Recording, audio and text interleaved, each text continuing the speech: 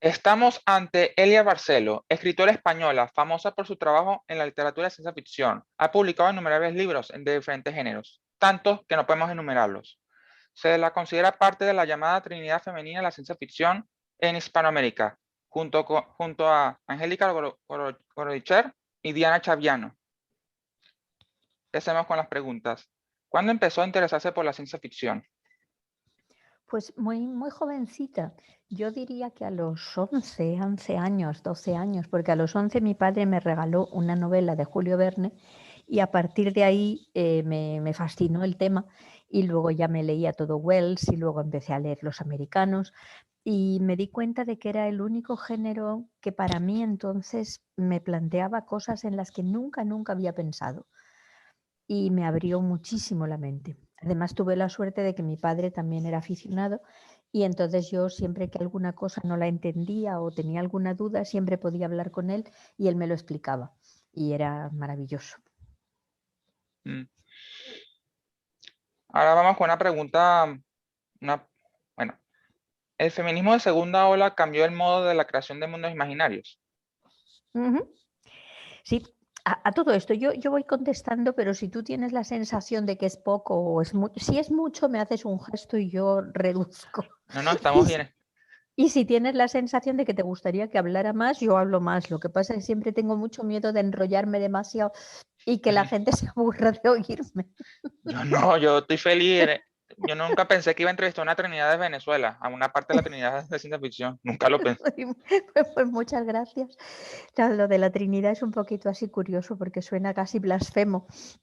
Esto de compararse con Dios Padre, Dios Hijo y Dios Espíritu Santo, pero, pero resulta simpático también. Bueno, pues el asunto del feminismo fue, efectivamente fue algo que produjo un cambio impresionante, pero como siempre nunca se sabe si fue primero el huevo o la gallina.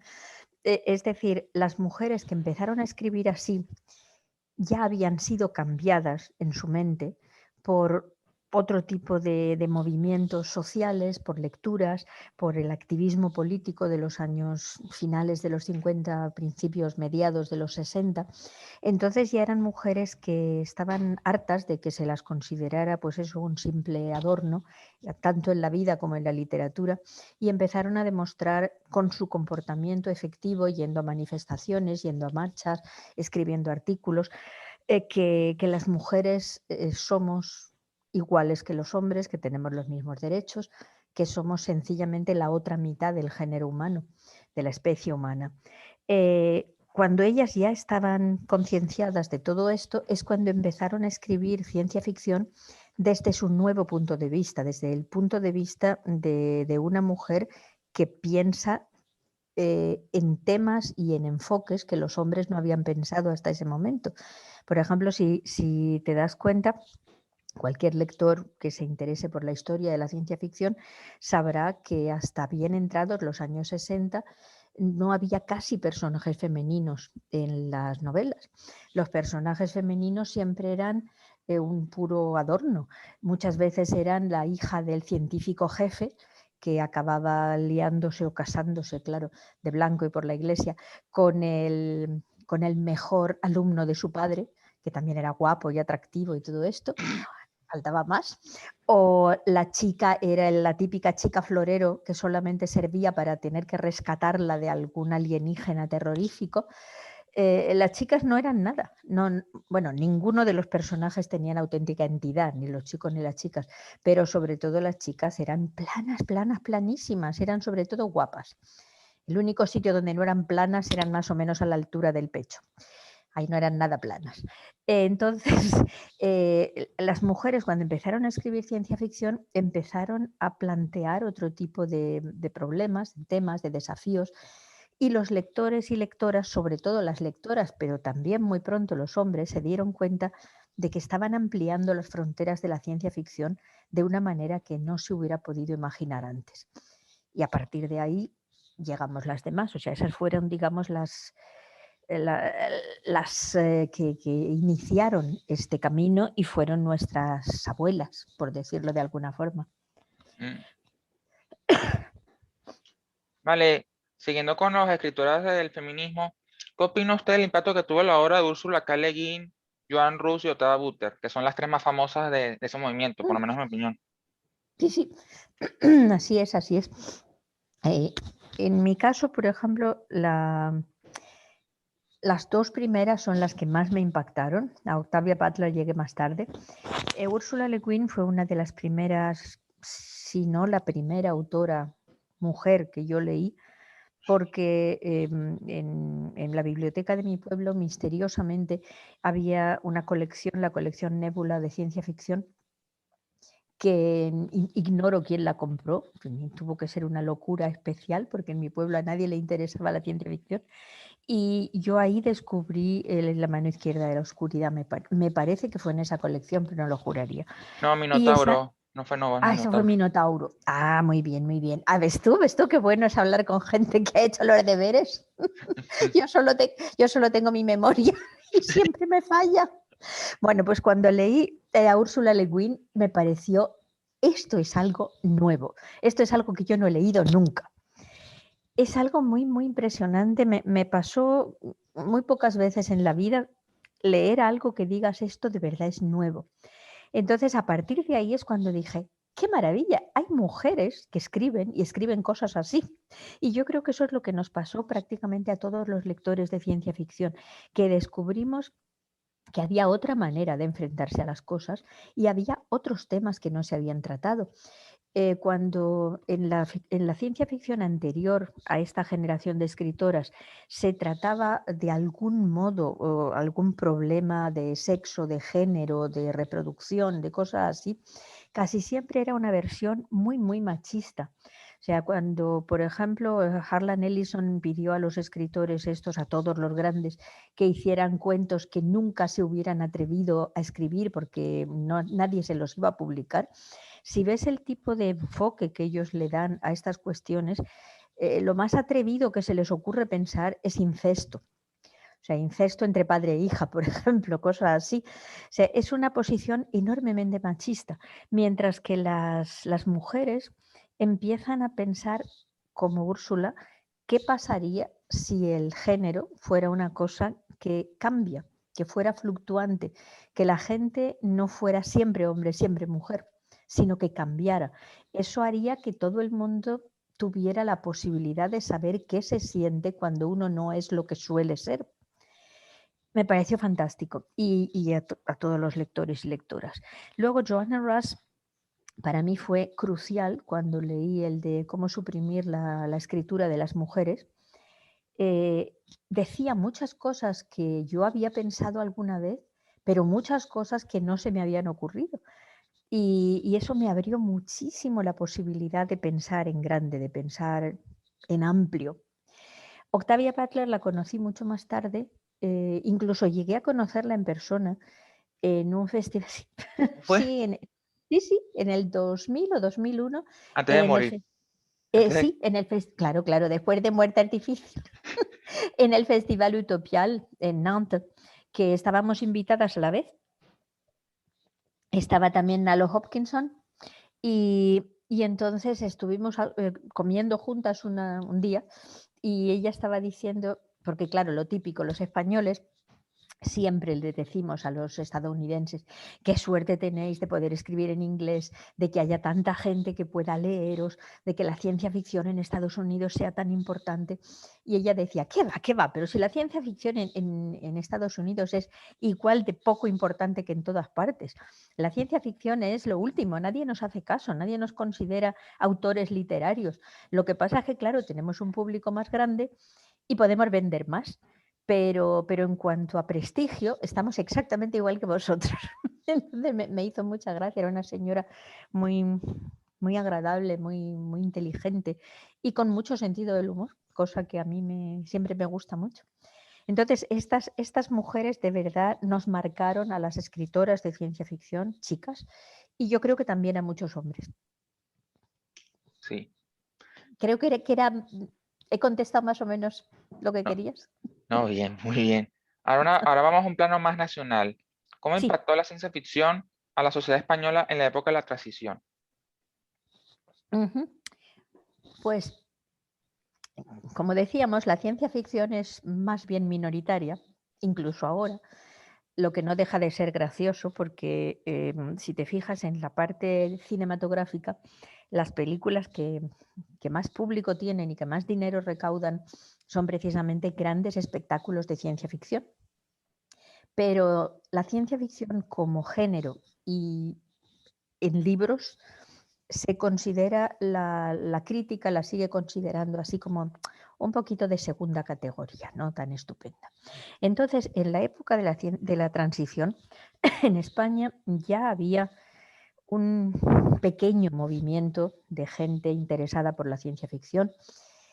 Yo creo, no te lo juro, pero creo que ya se habían hecho algunas reuniones en Madrid, seguramente en Barcelona también alguna cosita, donde unos cuantos frikis, que en aquella época no se llamaban frikis porque la palabra no existía, unos cuantos locuelos se reunían para hablar de las cosas que les gustaban.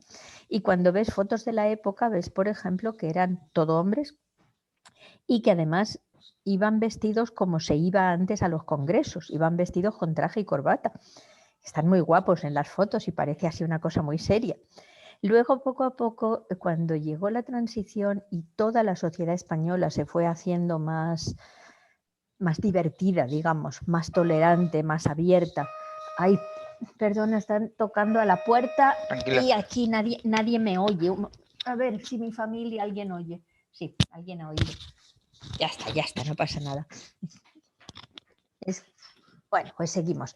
Entonces, en ese momento de la transición en que muy poco después empieza la movida en España y gente como Almodóvar empieza a hacer películas y a poner el nombre de España en el extranjero y todo esto, la ciencia ficción empieza a subir. Claro, sube, digamos, de una cosita así a una cosita un poquito más alta, no es que permeara toda la sociedad, pero es el momento en que los españoles empiezan a escribir cada vez más, en que empieza a haber mujeres, yo por ejemplo, pero también Susana Vallejo, por ejemplo, Adolfina García, gente que empieza ya a participar en ello. Y luego también empezamos a hacer reuniones, a hacer hispacones, a encontrarnos, a estar 3 días dedicándonos a lo que de verdad nos gusta.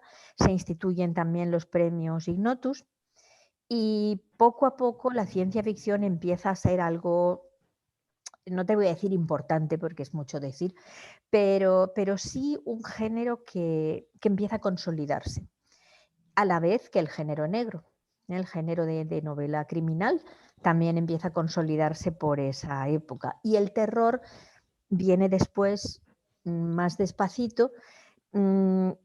Pienso yo que por la influencia masiva de las novelas de Stephen King, que en aquella época en España empiezan a tener un boom. Sí, yo que soy coleccionista de libros usados, lo más fácil que puedes encontrar en una librería de libros usados siempre son novelas de Stephen King. Es lo más fácil que puedes conseguir en cualquier lado. Hombre, claro, es que hay muchas.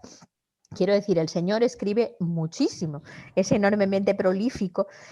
Luego hay tiradas inmensas y para mucha gente las novelas de Stephen King y de terror en general son novelas de estas que uno lee, digamos, en el verano, en las vacaciones, en cosas así, cuando no tiene nada serio que hacer.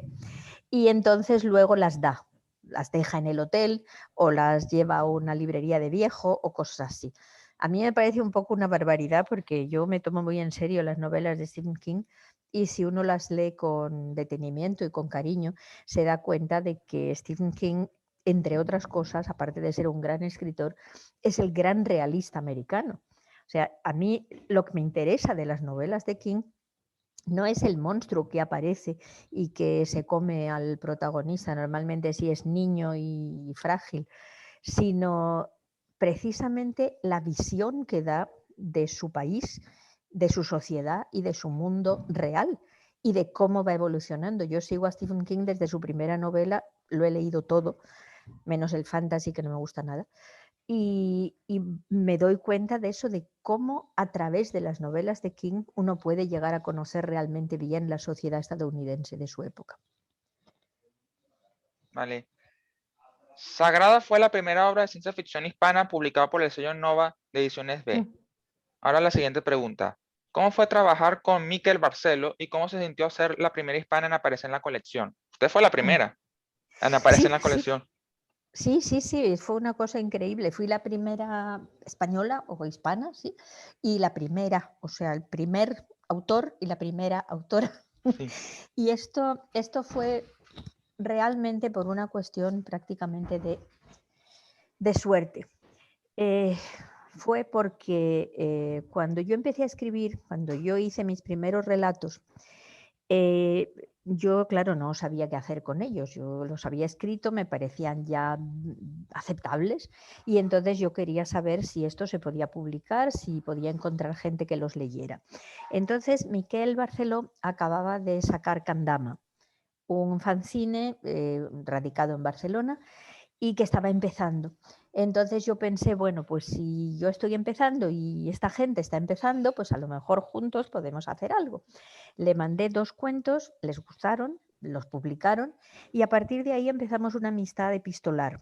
Yo fui publicando en Candama, luego empecé a publicar en otros sitios y como un par de años o 3 años después, Miquel se le confió la dirección del sello de Nova en Ediciones B.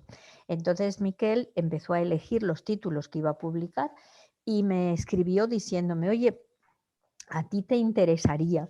Y yo digo, pues en fin, claro que me interesaría muchísimo. Y entonces me dijo, bueno, la única cuestión es que yo sacaría los cuentos que ya has publicado, los cuentos dispersos en diferentes lugares, pero necesitaría que hubiera por lo menos algo nuevo. Y entonces es cuando yo estaba escribiendo Sagrada, la novelette, y que iba muy despacio, claro, porque coincidió que fue el momento en el que yo me quedé embarazada de mi primer hijo y tuve mi primer hijo y claro, era una vida muy nueva para mí. También estaba recién trasladada a Austria, o sea, tenía país nuevo, situación personal nueva, un bebé, pero conseguí terminar Sagrada y entonces Miquel puso Sagrada y los otros cuentos y salió. Y fue mi primer libro profesional. Entonces fue una cosa maravillosa. Yo lo miraba y a pesar de lo fea que era la portada, porque mira que era fea, Sí. eh, mucho, era muy fea, pero es igual, yo lo veía y decía, "Ah, qué bonito y es mío y es así como mi bebé también". Y era gordísimo además, porque todo el mundo me comentaba eso, que normalmente cuando un autor o autora publica su primer libro suele ser una cosa delgadita, ¿no? Así un par de cuentos o un poemario. Y dice, tú, ala, qué bruta, tú de repente hay un librazo de 400 y pico páginas. Y yo lo miraba y lo acunaba y decía, ay, qué bonito es. El bebé, bueno, El bebé. yo estoy viendo una autora, Raquel Mora, ya Ah, publicamos el primer libro, yo escribí el prólogo, entonces el libro lo tengo en un altar, yo escribí el prólogo nada más, pero aún así, entonces sí, Raquel y yo lo tenemos en un ay, hace altar. mucha, ¿verdad que hace mucha ilusión, sobre todo cuando es el primero en absoluto? Es una especie de validación, tienes la sensación de que, bueno, hay alguien más a quien le parece que eso vale la pena. Y te anima muchísimo para seguir trabajando y para seguir escribiendo. Muy buena cosa. Sí. Bueno, siguiendo con la colección Nova, ¿qué opina usted de los autores controvertidos? Me refiero a Orson Concar y a Mario Ah, Simenbrali. ¿Qué opina usted? ¿Usted cree que debe separarse el artista de la obra? uf, es una pregunta muy problemática, muy buena pregunta y no es fácil de contestar. De hecho, yo casi siempre he pensado que la obra es la obra y el autor es el autor. O sea, yo nunca he sido muy partidaria, por ejemplo, de estudiar la obra de alguien a partir de su vida. Es algo que siempre me ha parecido irrelevante.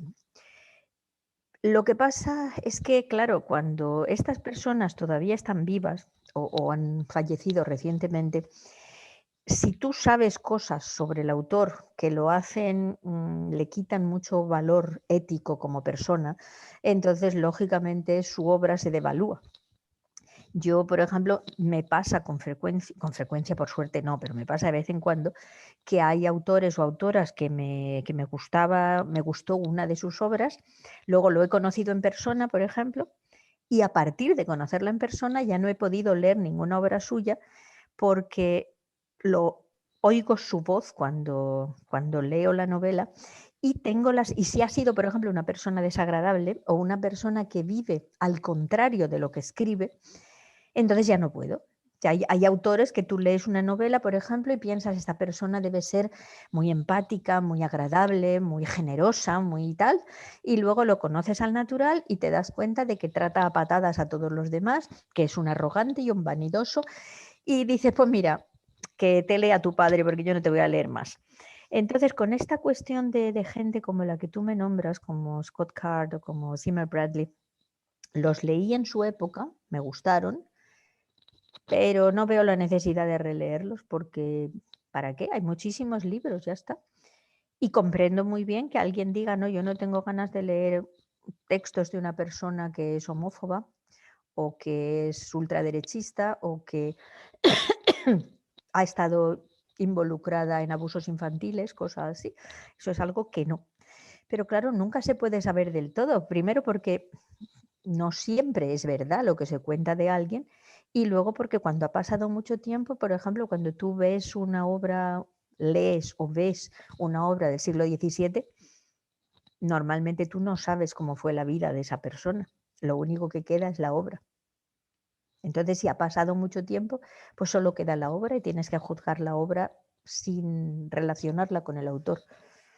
Pero si te consta y coincide contigo en el tiempo que se nos ha concedido y no te gusta esa persona o no te gusta lo que ha hecho o no te gustan sus planteamientos, tienes perfecto derecho a decir, pues su obra tampoco me gusta.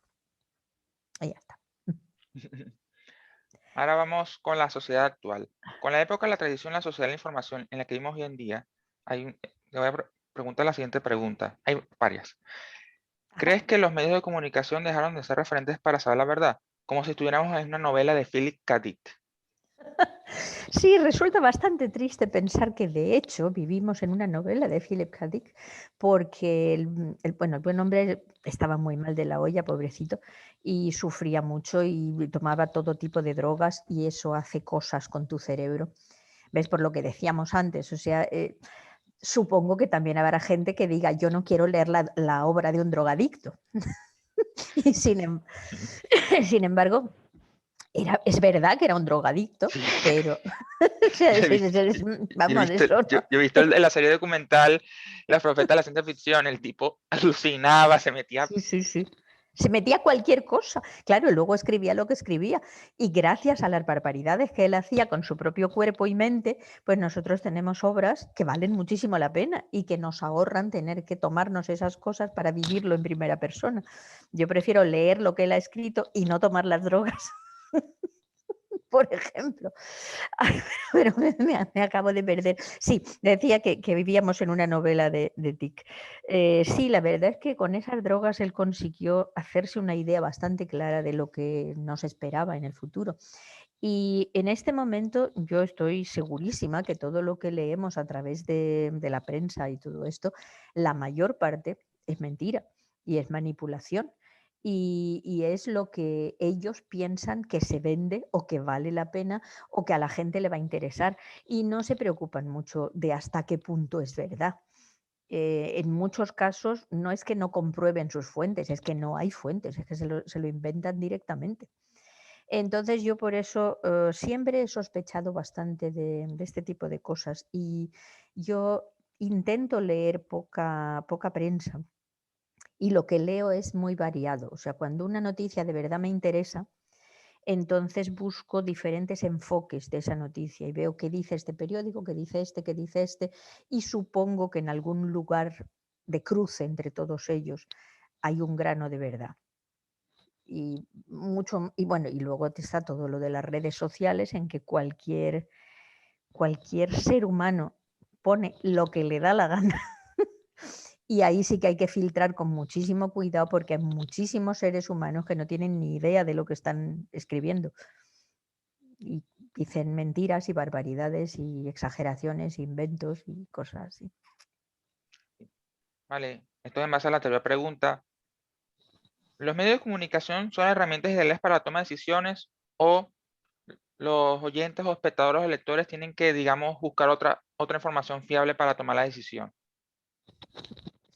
Totalmente de acuerdo con la segunda parte.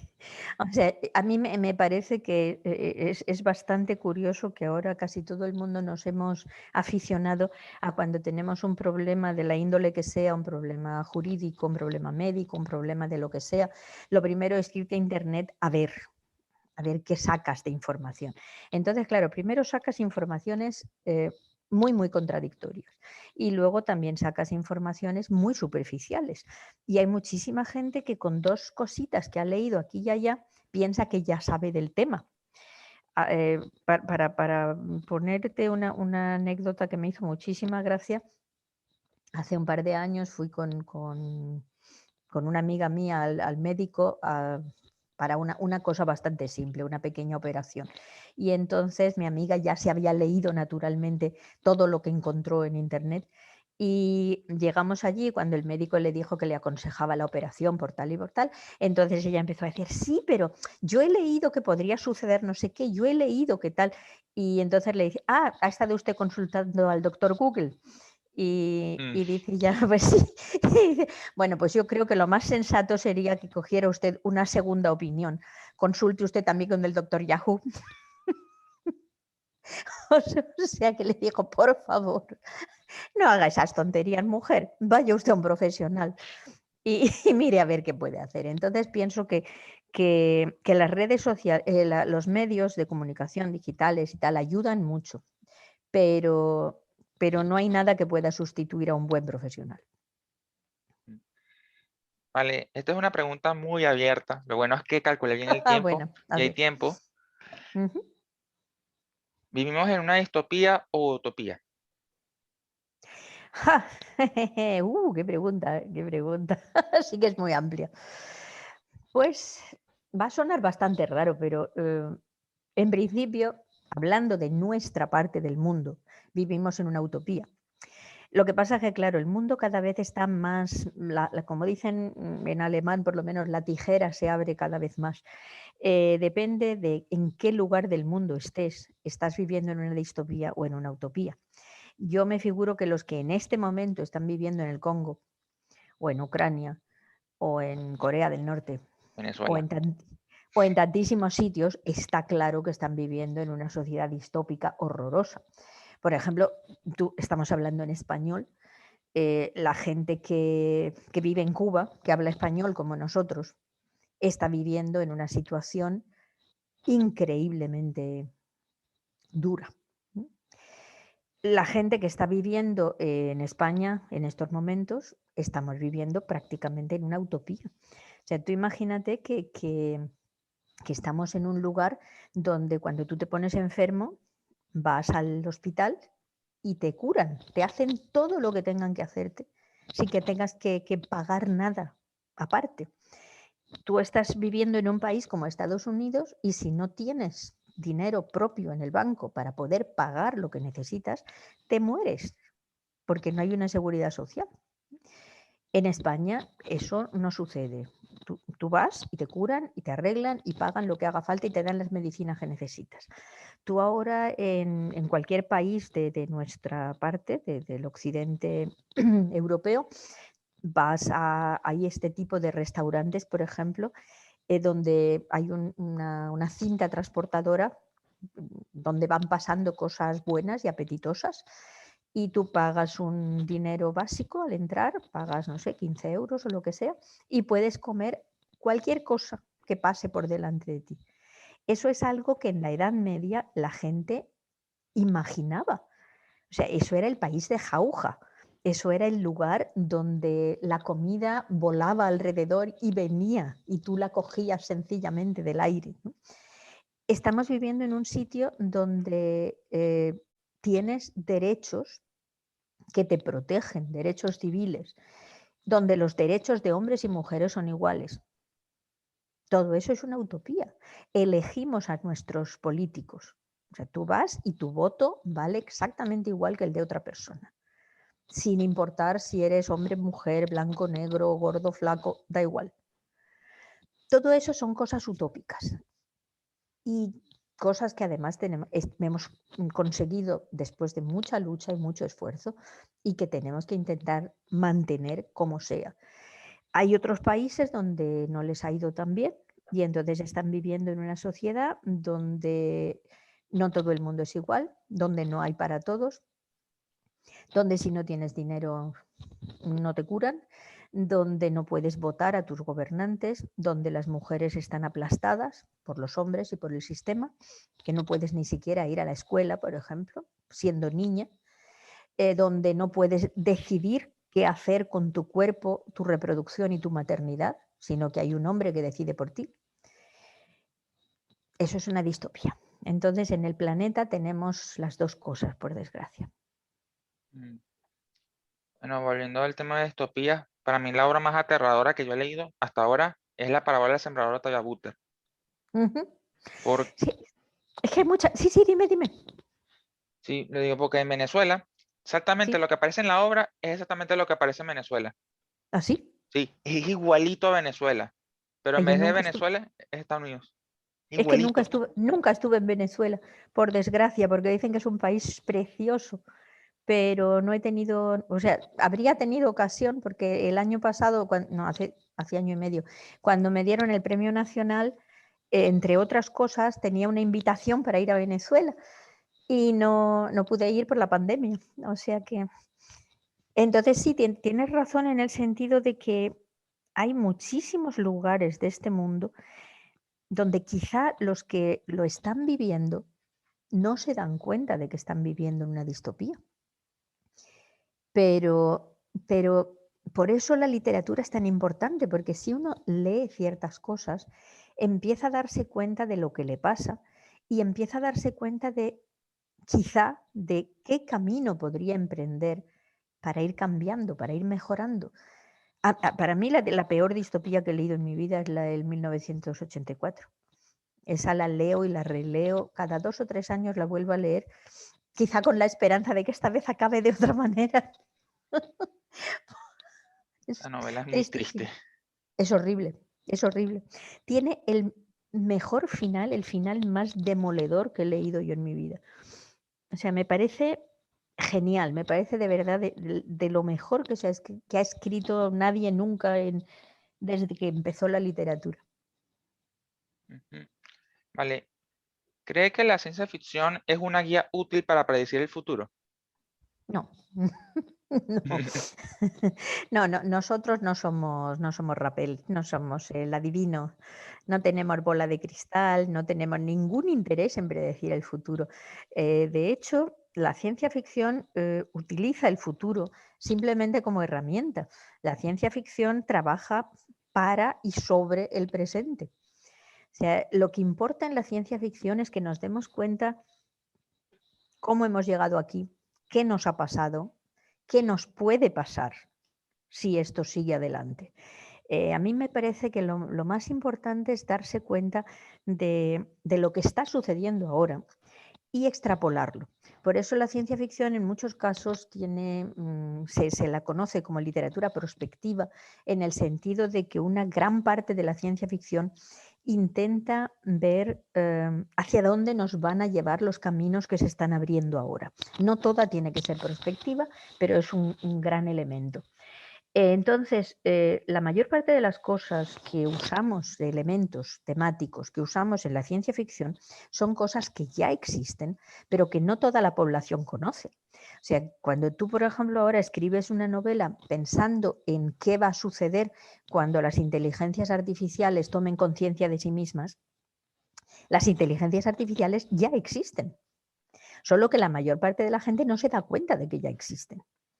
Y entonces tú escribes pensando, bueno, y cuando cualquiera de esas nuevas mentes se dé cuenta de que es una existencia, de que ella o él, o es que no tenemos forma de decir it en español, ello, es algo, entonces, ¿qué problemas podemos tener? Cuando en los años 70 empezaron a escribirse obras de ciencia ficción que trataban la reproducción humana, o sea, de eso de quién es la madre cuando el óvulo es de una persona y el embarazo ha sido de otra persona y la educación de ese niño es de otra persona, ¿cuál de las tres es la madre, por ejemplo? En aquella época se pensaba que era una locura de la gente de la ciencia ficción, que teníamos tiempo para pensar en estupideces. Ahora es absolutamente real y hay ya estudios jurídicos y dentro de poco habrá ramas de los estudios jurídicos destinados simplemente a reproducción humana, porque es un problema real.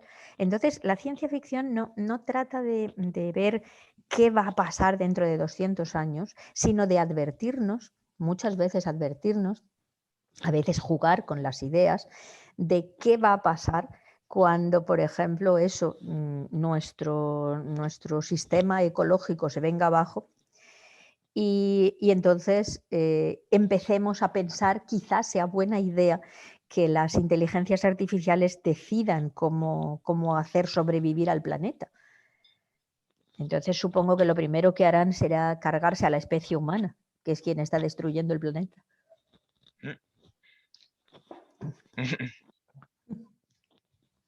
¿Usted ve a la literatura de ciencia ficción como un espejo de la actualidad? Sí, totalmente, totalmente. La ciencia ficción es, lo he dicho muchas veces y no me gusta repetirme, pero me parece que es necesario.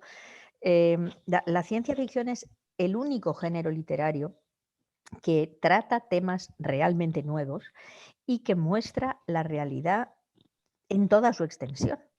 Porque la literatura, digamos, realista, convencional, trata lo que vemos a nuestro alrededor cotidianamente, o sea, los problemas de nuestros vecinos, los problemas en nuestras familias, los problemas, digamos, que están al alcance de cualquiera con solo abrir el ojo y abrir la ventana.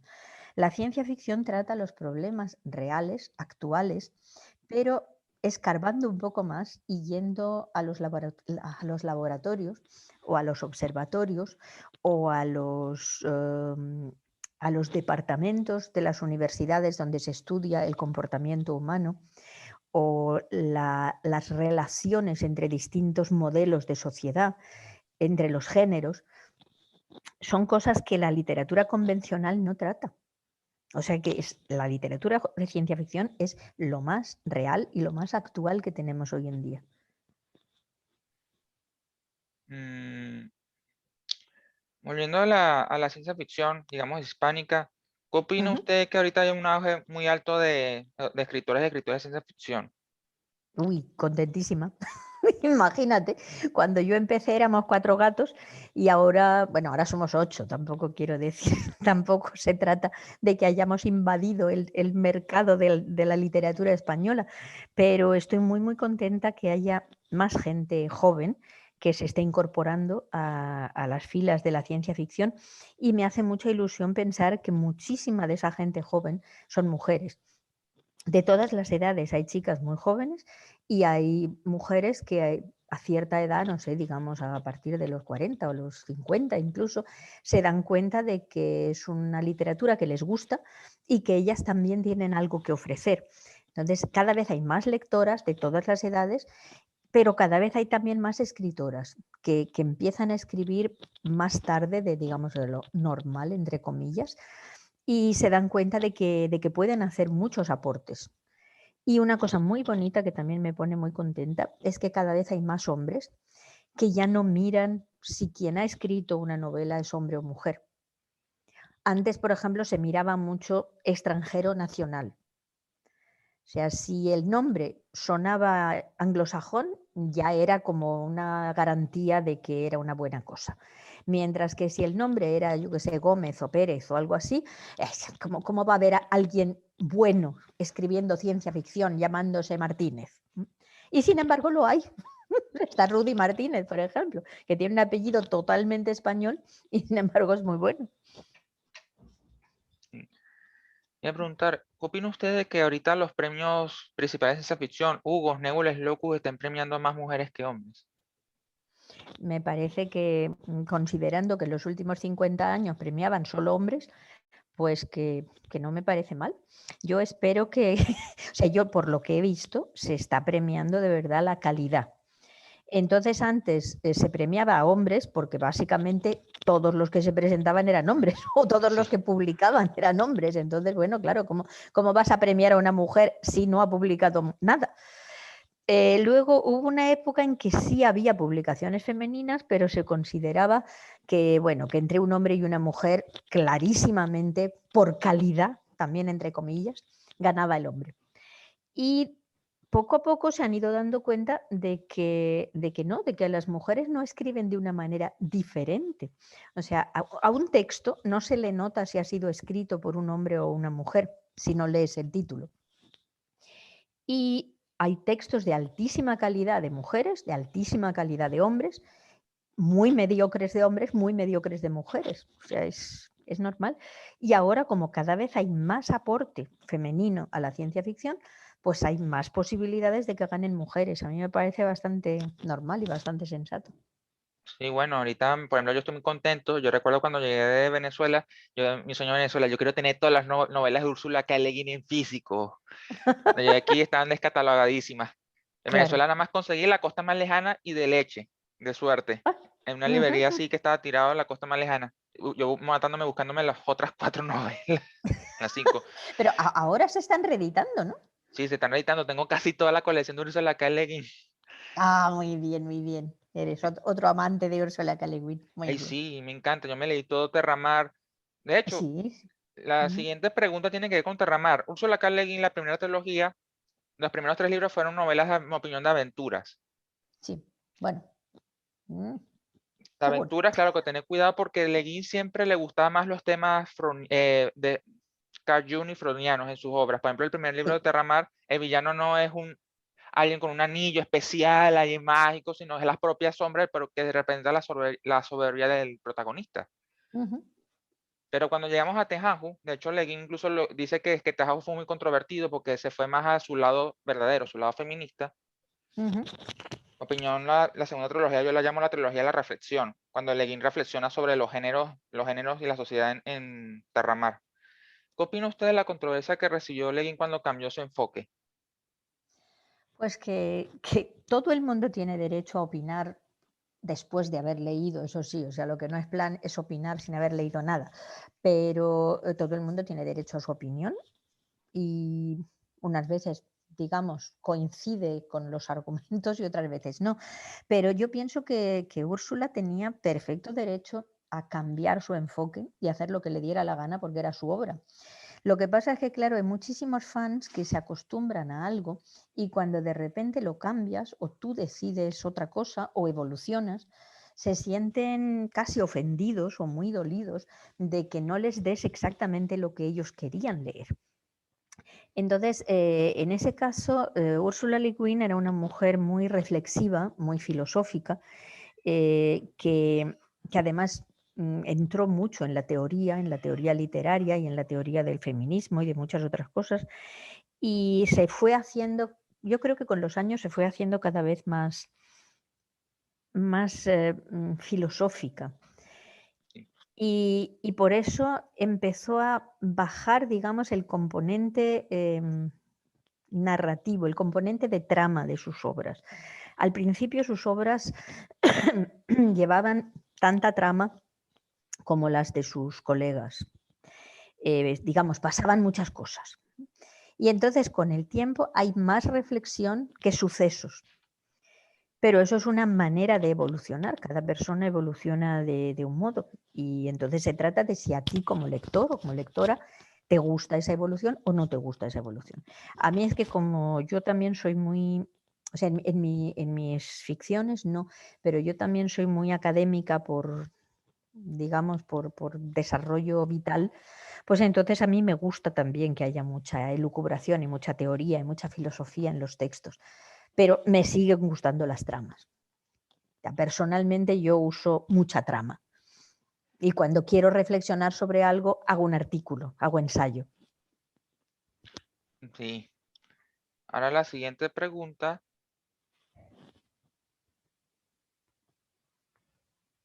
Su última obra de ciencia ficción, que es de Cronauta, no voy a decir el título para que la gente, digamos, sea un juego. habla Ajá. sobre una invasión, digamos, perdón, no una invasión, sino un contacto No, alienígena y que el protagonista se sí, quiere acostar con una alien. No sí. le digo el título porque eso puede interesar. Bueno, sí. No, no, se puede decir, no hay ningún problema.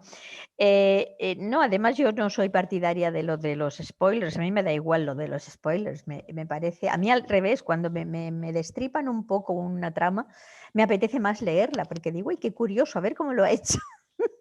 Bueno, pues es una novela que escribí simplemente porque me interesa la cuestión de género, la perspectiva de género, pero esta novela es una reedición, yo la escribí hace como 25 años o algo así, que ahora cuando lo pienso sí que es curioso porque en aquella época en España no había nadie que se interesara por este tipo de cuestiones. Y, y yo pensé que hay ciertas cosas del presente que se pueden perfectamente extrapolar a un futuro. Y una de las cosas es que los machos, yo pienso que es una especie que quizá con suerte consigamos que se extinga alguna vez, pero que de momento aún no se ha extinguido. Y me puedo imaginar perfectamente a un hombre en un futuro, en una nave espacial, que siga siendo igual de machista y neandertal que los que son ahora. Y entonces que para él la ilusión de su vida sea ser el primer hombre humano en acostarse con un extraterrestre. Consecuencias naturales, como una consecuencia Consecuencia. natural del título. Claro, Ahí y entonces luego suceden cosas, porque cuando uno se acuesta con un ser que no sabe cómo funciona, pues por muy bello que sea ese ser o muy parecido a una mujer que sea, lo mismo no es del todo una mujer y pasan cosas raras. Entonces de eso se trata. una consecuencia natural, por eso no quería decir el título porque es una consecuencia natural. Una consecuencia natural de acostarse con alguien, todo el mundo se la puede imaginar. Vale, nada más Sobre nos todo quedan dos. cuando uno se toma una aspirina como Sí. anticonceptivo. Vale, ya nos quedan 14 minutos, dos preguntas y ya. Perfecto. Usted en el Congreso de Ciencia Ficción y Mujeres dijo que le veía mal, tal vez me equivoqué, A veía ver. mal que se hicieran tantas distopías feministas a raíz del éxito del cuento de la criada. ¿Usted cómo opina que deben ser la literatura distópica feminista en el futuro? O si debe haber o deben dejar de escribirla. ¿Cuál es su opinión? Sí, no dije exactamente eso, Eso. dije algo parecido. Bueno, se trata de que, por supuesto, todo el mundo tiene derecho, hombres y mujeres, a escribir distopías las que quieran y como quieran. Luego ya dependerá de las lectoras y lectores cómo sean acogidas, ¿no? Yo lo único que dije y que sigo diciendo es que me resulta muy, muy curioso que a raíz del cuento de la criada, que es horroroso, o sea, que el mundo que presenta es una cosa espantosa y peor que nada real, porque hay países que todos conocemos donde están sucediendo cosas así y mucho peores. Pues a raíz del cuento de la criada se produjo una ola de distopías escritas por mujeres que curiosamente para mí, en lugar de ir orientadas a dar un punto de vista de femenino, digamos, en que las mujeres tuvieran más posibilidades o funcionaran mejor, en que a los hombres no se les permitiera llegar a esos extremos de crueldad y de salvajismo, lo que hicieron estas señoras que escribieron estas distopías supuestamente feministas fue inventar más formas y mejores formas de aplastar y machacar a las mujeres. Y eso es algo que a mí me parece bastante curioso, me parece que es una cosa bastante desagradable y antifeminista y que los hombres solos ya se pueden inventar muchas formas de machacar a las mujeres, no hace falta que las mujeres les demos ideas, además. Entonces, eso es lo único que dije, que me gustaría que las distopías, utopías o distopías feministas fueran otra cosa, otro enfoque, no más de lo mismo. Mm. Bueno, esta es la última pregunta, una pregunta, digamos, feliz, ya que reflexionamos Ah, mucho. bien, bien. A ver, Una pregunta feliz. una ¿Usted, pregunta feliz. usted cómo ve el futuro para las aspirantes de escritoras o escritores? ¿Cómo ve el futuro, por lo menos en España o mundialmente, para las futuras escritoras? Ya que vimos una época en donde el audiovisual está ganando terreno en la literatura. ¿Cómo ve el futuro para ellas? Yo muy bien, yo lo veo muy positivo. Bueno, hay que confesar que yo soy una persona muy positiva y muy optimista, aunque luego cuando uno lee mis novelas no siempre se lo parecería, porque en mis novelas no siempre sale todo bien. Mm, No, tú eres una escritora muy... me gusta porque es sorpresivo. Tu final es triste o es feliz, eso le da emoción. Ay, bien, me alegro, me alegro. Pero en fin, para los jóvenes, que era la pregunta, yo veo muy buen futuro. Yo pienso que han nacido en el momento perfecto para poder hacer lo que quieren hacer. Si hubieran nacido en cualquier otro lugar, yo, bueno, hablo, siempre me refiero a esta parte del mundo, ¿eh? Yo, si uno está viviendo en Corea del Norte, no sé qué posibilidades tiene, pero si está viviendo en nuestra zona, digamos, en el primer mundo occidental y todo esto, puede hacer lo que quiera. En otros lugares tú sabes que hay cosas que no puedes hacer, hay cosas que te van a censurar, hay cosas que no te van a publicar, hay cosas por las que te van a meter en la cárcel. Pero aquí tienes todo a tu disposición. Puedes elegir el género literario que te dé la gana, puedes mezclar géneros, puedes hacer experimentos, puedes hacer de todo. Tenemos muchísimas editoriales, desde muy pequeñitas y muy especializadas hasta grandes, grandes grupos, donde puedes intentar colocar lo que escribes. Luego también tienes todas las posibilidades que te da la red. O sea, puedes autopublicarte, puedes abrir un canal para tus textos, tus lecturas, todo lo que te dé la gana, y tienes la posibilidad de llegar a gente que te sigue, que le interesa lo que tú haces. Yo pienso que es el mejor momento del mundo para cualquiera que quiera ser escritora o escritor. Eso sí, si ahora alguien no hace lo que de verdad quiere hacer, eso es un problema. O sea, si alguien hace solo lo que piensa que se va a vender, o que va a tener éxito, o que es lo que se lleva, o es lo que está de moda, eso es, digamos, hablando en términos antiguos, eso sería un pecado. Eso es algo que no está bien.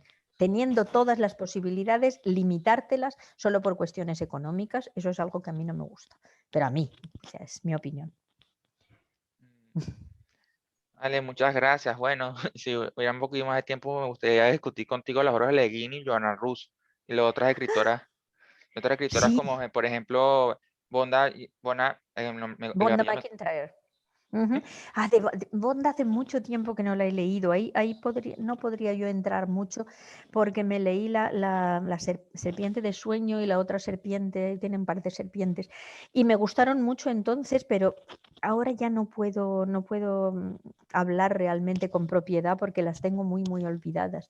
Es que hay muchísimas Sí. lecturas que se te van. Por ejemplo, Connie Willis es una de las que me gusta mucho, mucho. Y también hace tiempo que me leí la última que me leí de ella. O sea, es que la vida no da para tanto. Yo leo, pero es que, claro, mientras tanto no solamente leo ciencia ficción, mientras tanto también me interesa mucho la novela negra. También leo novela juvenil, porque como escribo novela juvenil, de vez en cuando quiero ver qué están haciendo los colegas, más o menos, que hay gente que me gusta mucho y que cuando saca una novela nueva me la compro enseguida. Y claro, pues leo novela, digamos, blanca, novela normal, mainstream, convencional, y trato de leer cosas de distintos países, no solamente del mío, leo mucho en inglés, entonces, pues no me da para todo. ¿Qué No, no, vamos? no, yo espero que si existe un cielo, algo así, un paraíso, tú sabes, te dé tiempo de leer a todos. Imagínate Ay, cuando llegue la hora ya, ven el cielo, parezca una, no sé, Le Guin o Mary Shelley o Margaret Cavendish, y diga, tengo un montón de obras escritas mientras estaba muerta, escribí un montón de obras. pues sí, mira, y podría ser como decía Borges, imaginar el paraíso como una especie de biblioteca, ¿no? Y también Borges decía que lo bonito, creo que era Borges, que lo bonito sería que cuando te regalan un libro o cuando te venden un libro, que te vendan también el tiempo que hace falta para leerlo. Entonces, si ese paraíso existe, el que tú te imaginas, yo también me apunto a estar ahí. Un sitio donde mis autores favoritos y autoras han seguido escribiendo y yo voy a tener todo el tiempo del mundo para leer y para poder hablar con ellos sobre lo que han escrito, para poder discutir con estas autoras y decir, a ver, ¿por qué después de 3 obras como esta, ahora has hecho una como esta? Y este final que has puesto, ¿no te habría gustado más poner tal cosa? Sí, Sería muy bonito. sí. Oye, pero no, pero y cuando dijiste, yo le conozco a Butter. ¿Uh? Sí, sí, sí. Sí, sí. A Úrsula no la pude conocer porque cuando yo he estado muy poquito en Estados Unidos, solo 2 veces, salvo para cambiar de aviones. Y entonces la única vez que hubiera tenido ocasión, ella no podía, lo intenté a través de un amigo y luego ya no pude más. Tengo un libro suyo dedicado, pero eso es todo. Ay, pero un momento, yo espero que el paraíso sea eso. Sinceramente. Sí, estaría bien y que hubiera jardines, porque un paraíso sin jardines a mí no. Un paraíso solo de nubes no me apetece. Tendría que haber jardines. Jardines y libros y gatos y gente que se interese por las mismas cosas con las que hablar. ¿Y qué más? Y buena comida, claro. Buena comida. Bueno, yo me quedo con los patacones. Los patacones, no sé si sabes qué es eso. No, ni Es lo he la, comido nunca. es la ¿Qué cosa es? más grasosa que puedes encontrar en la comida. Es Ya. plátano filtro Ajá, sí. Frito. con carne, queso latino, montón de Uh, ensalada con mayonesa, una cosa así grande que no recomiendo que lo comas si trabajas porque pues no. No lo voy a comer porque lleva queso. Yo no como queso. O sea no, yo creo que preferiría una buena paella aunque esté en el cielo. Ah, pero es eso, pues. Vale, ¿qué tiempo es? Uy, Sí, ya casi estamos, que yo tengo que terminar ahora mismo.